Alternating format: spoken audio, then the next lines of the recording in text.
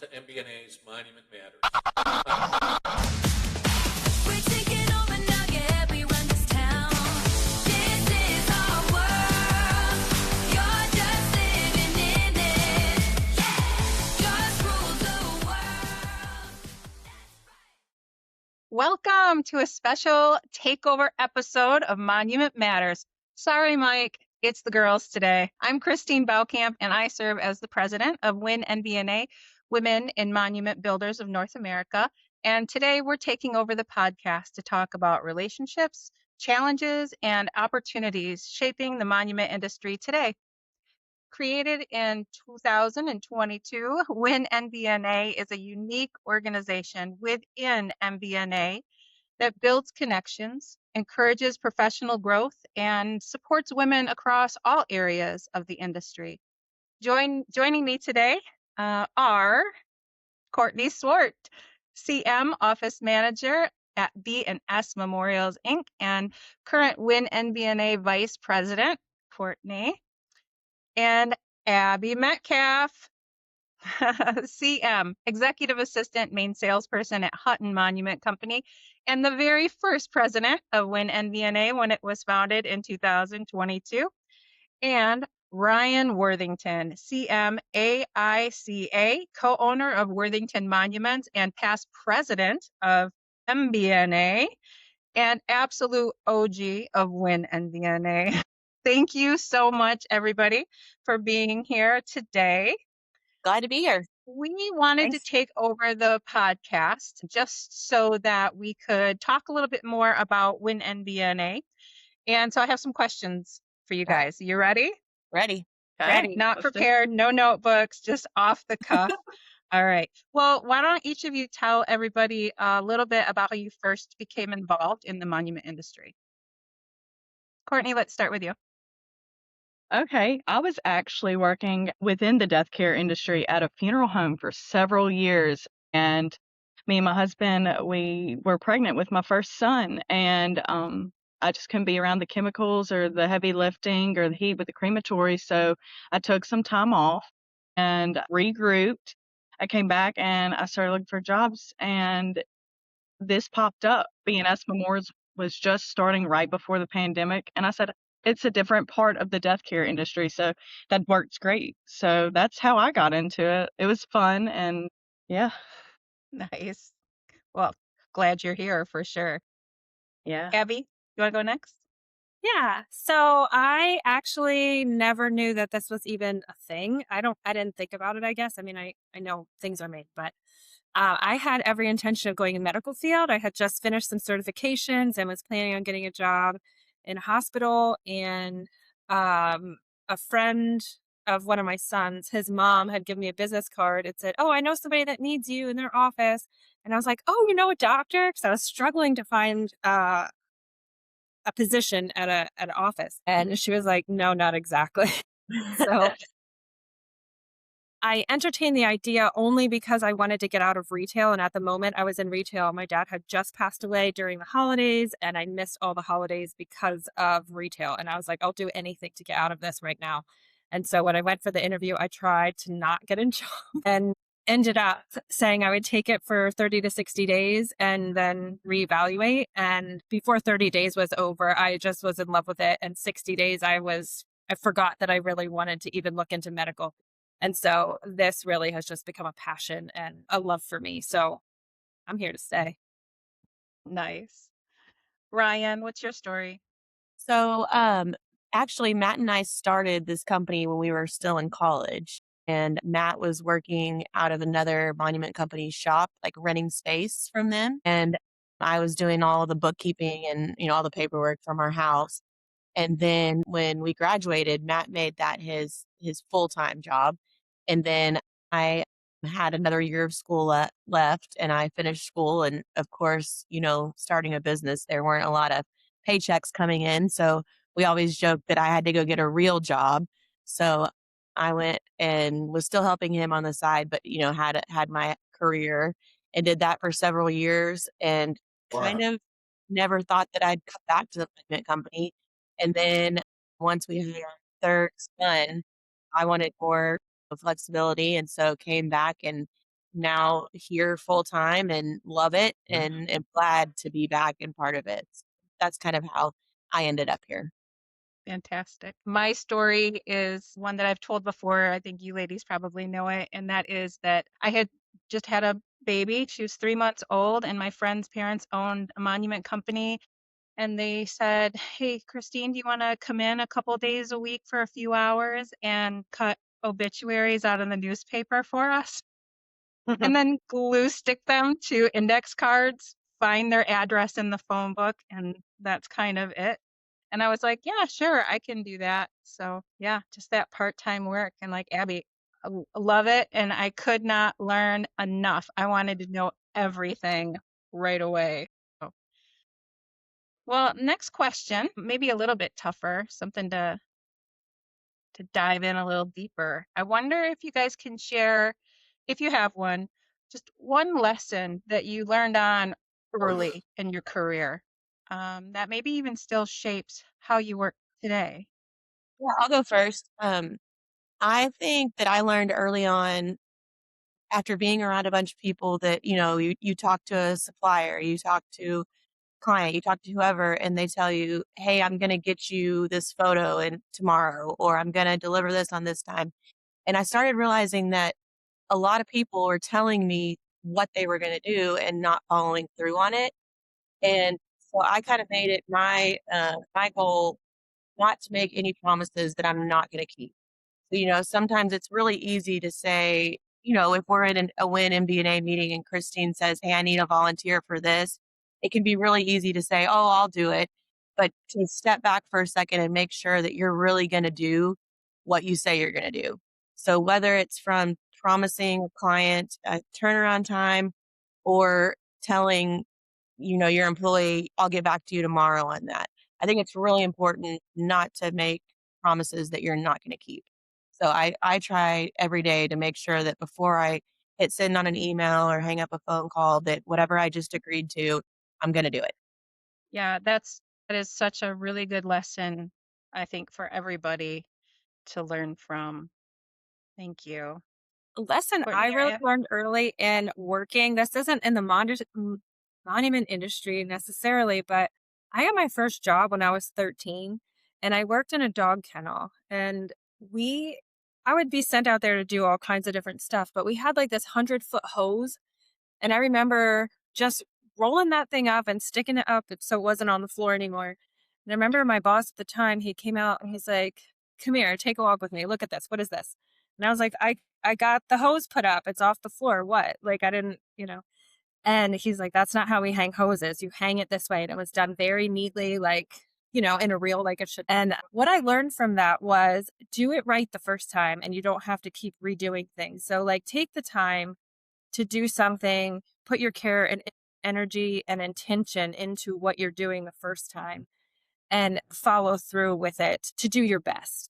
No matter what the job is, whether it's hanging a hose or talking to somebody, giving them a call back, whatever, just always do your best the first time, do it right the first time, and you'll get a good result.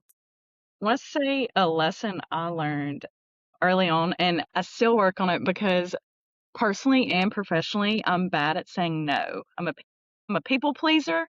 So when customers would come in with these crazy designs, like at the designing part of the industry, they would come in with these designs that just wouldn't work. I mean, I knew they wouldn't work.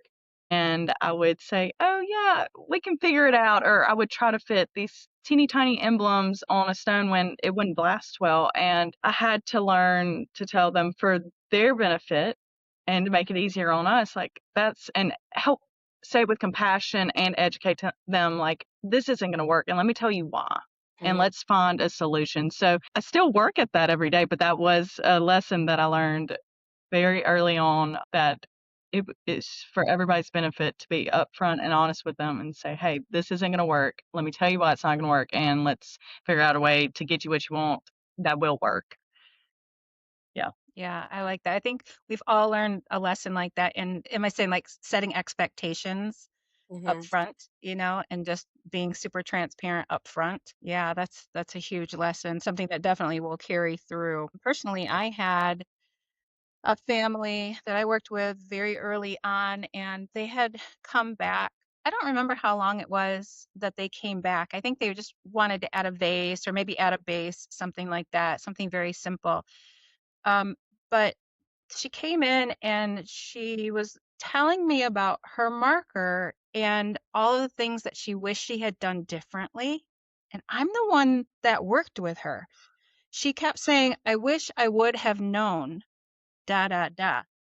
And that it hurt and it stuck with me. And now whenever I'm doing any training, I try to let people know about that story to say, make sure that you and I still are asking all of the questions. You know, people are going to come in and they'll say that they want one thing, but I want to make sure that they know what all the options are so that they don't ever have to come back and say, I wish I would have known. Now, Wynn NBNA is for the ladies by the ladies, but we don't discriminate, right? When we have a something, fun thumping party, the guys want in, we let them. But of course, we want everybody to join our webinars, and we love all of the support. We've gotten a ton of support, especially from suppliers, but a lot of men in our industry. So absolutely, no bashing, but the monument industry really has been traditionally male oriented or dominated. So how have you guys seen opportunities for women evolve in this profession? For instance, we're all CMs. I don't know, that's pretty amazing. So what other opportunities do you see have evolved? Well, I know that for That's a me, tough just one. from the outside, like I've seen a lot of more women getting involved in hands-on parts of the craft, and I love to see that. The strength of women is insurmountable, really, and I think sometimes we sell ourselves short thinking, whether you are thinking it consciously or subconsciously, that you're incapable of meeting the strength that needs to be in play when you're swinging a hammer or chisel or whatever. The time Hard Rocks comes around and I see more women involved, it makes me excited to see their strength come through and the confidence that I think that that gives. Like every time you learn to use a new tool, even in my personal life, I learned how to use a saw at home. It makes me feel stronger and a lot more capable. And every time the women are out there showing off their skills, I watch Heather with her projects, like going from the first time she was there all the way through, and how each one is getting more detailed and more refined. And this year, my coworker Lydia, she went for the first time, and watching her be able to start learning a lot of that stuff, gets you excited for doing different things and learning that you are capable of more than you realize. And I do think that the men have done a really good job in that place to welcome the women in and teach them things and stuff too. So I applaud them for that, because they could also be like, wait, what are you doing here? But they don't treat them that way. And I think it's great. And that's something about this industry that I learned very early on. Everybody, female or male, they're very welcoming. People in this industry, they're very welcoming, they're very kind, and very open to helping. And I think I'll build off your answer, Abby. I've seen women in parts of the industry I never thought I would see women, like in the shop or on the setting crew, and that's so empowering.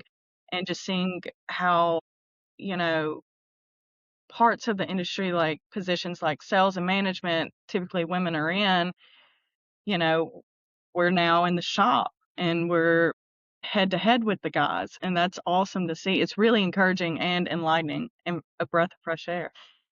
And I'll piggyback on, I think Abby and Courtney both hit on that.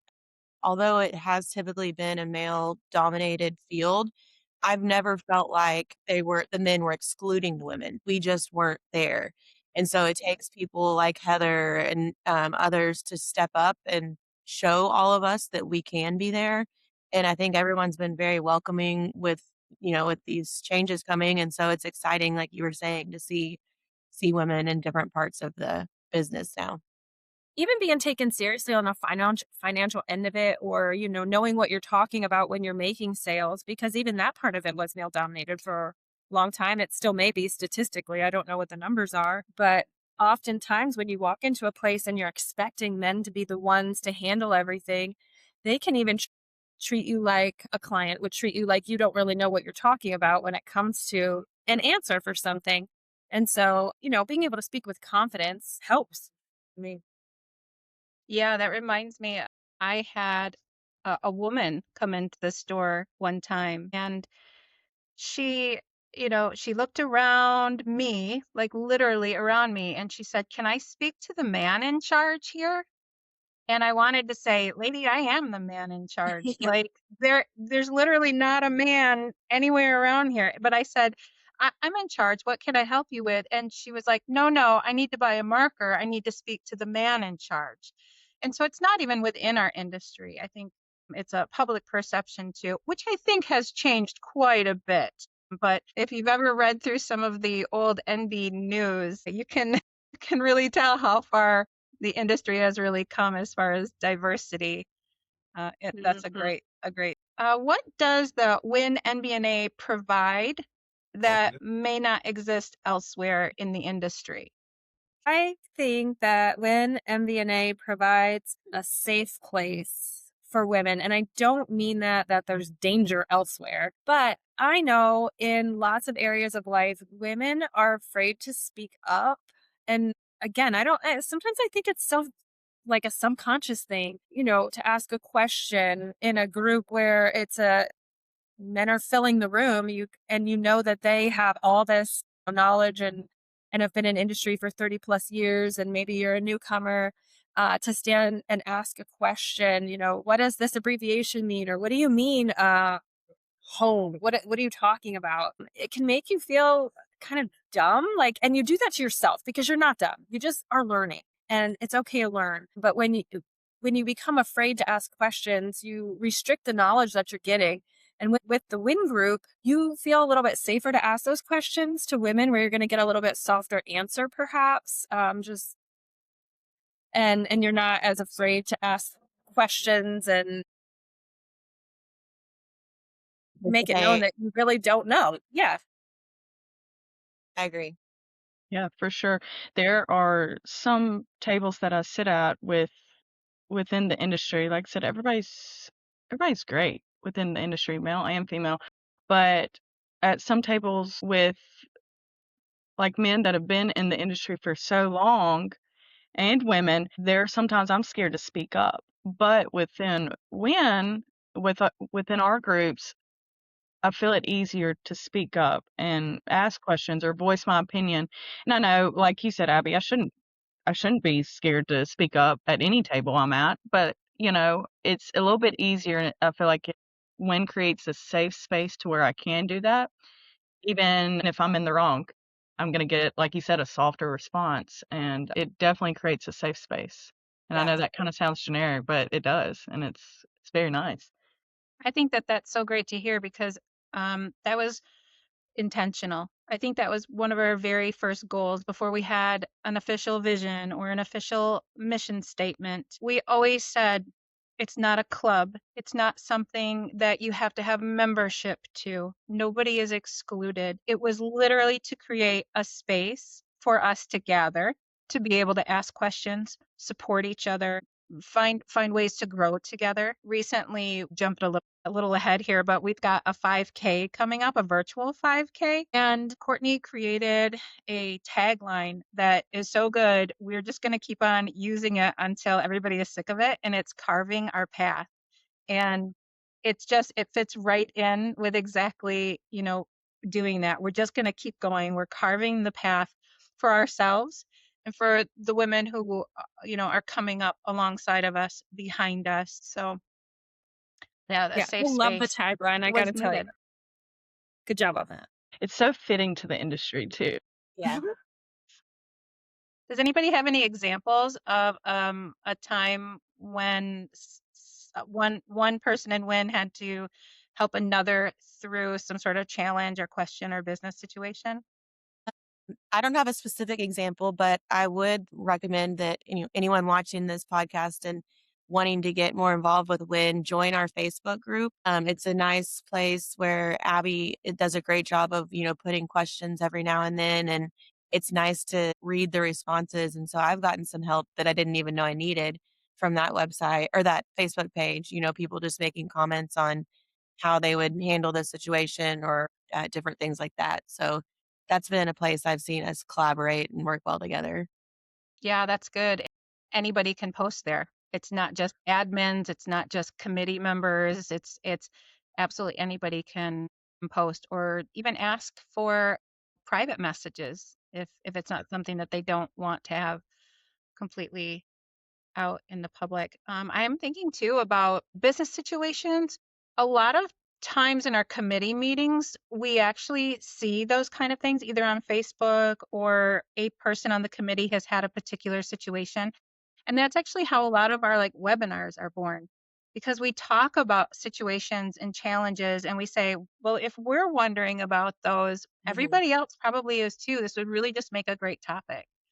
So we're always open to new topics too. If somebody has something that they want to talk about, whether it's we do like an informed discussion or an actual webinar, we get a professional speaker, feel free, everybody out there, just feel free to send in any suggestions at all. Know a great speaker, let us know. One of the things too that I find with Wynn is I look up to a lot of the women who have been in industry so much longer than me, and I hear them talk about different topics just on the fly. Like we might be at a conference, which I highly recommend everybody going to because they're so valuable. But I've done Zoom calls with like Lisa Troost asking different questions about different things. How do you meet your goals? Like I have to do these, trying to get Google reviews or meeting certain goals, and I'm struggling. How, do you have any tips? How can you give me some information or encouragement really just on getting some of that stuff? And Allison Raymer, I've done the same thing with her on other topics. Ryan, I've called you about different things. Christine, I know I've tapped you out probably a few times. And it's just the encouragement that you get along the way has been exponentially beneficial. And it's one of those things where like you learn from somebody and then for some reason another person comes up and asks you a similar question. You're like, I just talked to so-and-so about this, and you're able to relay that and it snowballs. Let me introduce you to this person. They know more about this than me. And the networking that you get and the friendships that you end up building through all of that really just helps because we work in an industry that's just so different than anything else. Like if you work in retail, there's 5 million people that you can run into that talk about retail stuff.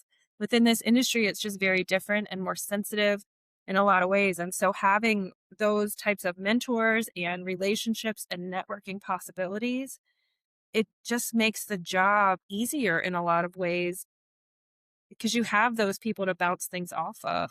And Yeah. without the groups and without the networking, I don't like, what do? AI does not always give you the right answers. I promise. I've looked things up and it's not right. Mm-mm. Well, what do you girls think? Like, what kind of skills are going to become even more important over the next 10 years? What's the future look like for women I don't want to say, in the monument industry? I think for women and men and just the industry in general, my opinion, I know everybody has heard it 1,000 times, but adapting to AI, being in the industry, in every industry, but in our industry, adapting to what it brings to the table, customers bringing stuff in, AI generated, and learning to coexist and still have that professionalism and being independent without AI, if that makes sense. Within designing and how you handle customers, there's a bunch of chats. Some monument companies have, you know, instead of talking to someone, you have an AI chat, and how to exist in a world with AI within our industry and adapting to it instead of pushing it out and trying to shut it down. I think that's going to be the biggest challenge, I think, within the industry. And that we've got to learn to live with it and excel with it and really not, I don't know. It's not Kind of going like when anywhere. the internet Yeah, came, yeah. we said the same thing. Do what? Like when the internet came out and our parents would say, like we told the parents were the same thing when the Yeah. internet was a thing. Yeah, I've It's not literally going heard it compared to the Google internet revolution, Really. that it's that large. There just won't be a way to get around it, away from it. Yeah, Courtney said we have to learn to coexist with it. So it's not going anywhere. So how can we use it to make our businesses better and and they, serve these families better. So I Yeah, know and we're, not lose our creativity to it. yeah, yeah, I like to also think about not losing skills. I think one thing that's really important for women, anybody who's working in the office, they should take some time to work in the shop and actually learn those skills. And anybody in the shop should be able to see what happens in the office or observe working with a family. And so those kind of skills, both sides of those are very helpful no matter where you work inside of a monument company. No, it's not always easy for everybody. Small companies especially make it hard, or maybe small companies you have even less of that. I worked in the office when we were a very small company and was able to help in the field and in the shop. But that's what made me a better salesperson. And that's what made me available when the large projects, large scale projects came along. So everybody being really well rounded is still to me super important. hmm So, how can somebody get involved with Wynn NBNA or learn more about its programs? We talked a little bit about Facebook and sort of mentioned the 5K, which is just our virtual 5K fun thing to do together. What else is going on in Wynn N? Attending a conference would be a really good thing. So my advice would be if your office isn't sending you, ask to go. Ask for all the education that you can.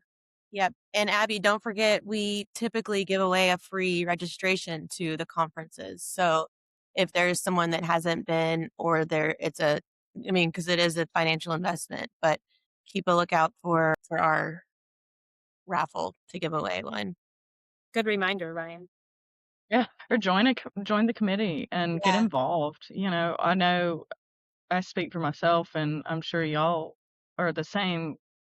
Anybody can reach out to me, and I'll help you get involved. I'll share about the group, and the Facebook page is wonderful. I Yes. know we've mentioned that, but I feel like that's such a big hub for the group. Yeah, that's an easy place to get involved and kind of just, stick your toe in the water and kind of see what it's about and start seeing the conversations that are happening and things like that. Mm-hmm. All right, Courtney, do you have the dates for the okay in front of you? I do. Over to the side of me. It So, has anybody else here done a virtual 5K? No, why don't you explain it to us? So, virtual 5K is a way for us to promote some wellness, some well being, get out into the fresh air, relieve some stress, and be able to do something together. But since we can't all get together and run down the road, we're going to do it virtually, which means you're just going to do it on your own. So, we'll have one whole week to be able to get that K in, whether you walk it, jog it, run it, swim it, walk your dog with it, doesn't matter. Push a stroller. All you have to do is register on the web page, monumentbuilders.org. And is that right? Monumentbuilders.org. .org. I think that's right.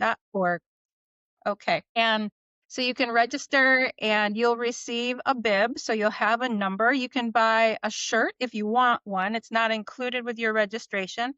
And you'll have the opportunity to report your time. And we will have first, second, and third place winners, which will be awarded at the next convention in Mobile, Alabama, February of 2027.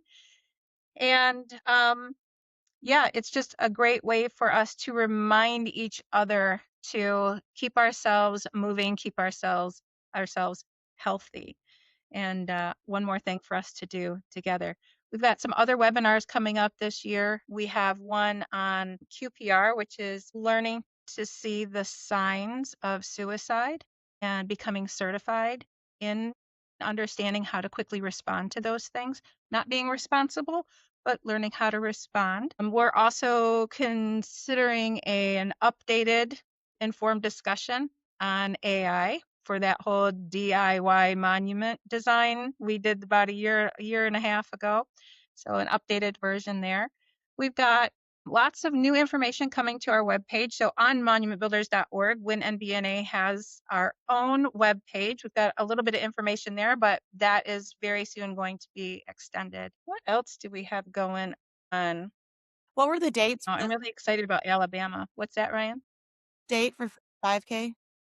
It's June 6th through 14th. And whenever you're running, if you'll snap a picture and post it online, we have our hashtag Wynn NBNA and then hashtag carving our path. And then the other one, what was the other one? Cristine, Move together, grow together. 5K. Yes. We'd love to see everybody out there. Yeah. Yeah, absolutely. Can you put those hashtags on it? They may already be there, but on the Facebook page so we can get them right. We do the hashtags. Yeah, we'll take a look. They should be there. I know that we had the announcement on the Wynn Facebook page. Does it count if we do it like in the gym on a stationary bike? Because someone I know had a bad foot surgery and might not be able to walk. Yes, the stationary bike counts. Okay. Yes. You could put K on your arm scooping ice cream. I don't care. Take a picture of yourself. No, that's not wellness. Well, maybe it's mental health. Well, ice wellness. cream is It's taking care of balance. yourself, you know? It brings you Valid. joy. That counts. Yeah. Balance. You guys, it's so nice to see you all together. Does anybody have any last comments for us before we close this out? I want to just encourage people too, if there's not something in Wynn NBNA that you want to get involved in, there is a lot within the MBNA to get involved in. And even in your regional area, you probably have a regional association. So they always need volunteers. But also with the MBNA, every pillar has a committee and there's lots of things that need to be done. And there's always room for people to get involved in those areas as well. And some things take more commitment time than others. So decide how much you can commit to. And like Ryan had said at the very beginning, don't commit to something that you can't do, but usually there's something that you can do. And if nothing else, if you're interested in something and you feel like not qualified to do that, because that's how you learn and that's how you grow and that's how you learn what you don't know. Sometimes it's nice to do those things that you don't, and then you just expand, and maybe you won't like that, so you move on to something else, and that's okay because you're not committed for the rest of your life. It's just for a time. So A little Okay. while. into it. If you need any encouragement, please call Abbey Metcalf Yes. because she Yeah. will talk right into a sunshiny day. I swear. Please reach out to her. Yeah, I can talk anybody into volunteering for something for a little while. Nice. I think I'll also just mention too that Courtney and I are currently researching mentorship models. And so that's something that we have on the horizon. We always talk about growth support. And so we don't want to just start something and see how it works. We want to put the work into figuring out what the very best type of mentorship support, whether that's one-on-one or group or whether it is based on the type of work that you do.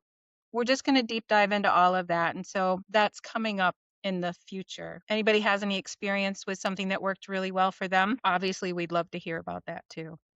All right. Well, thank you so much, ladies. Thank you so much for being here. It was really fun to be with all of you. This podcast can be found on Apple, Spotify. Remember to follow us on Facebook, both Monument Matters and Wynn NBNA.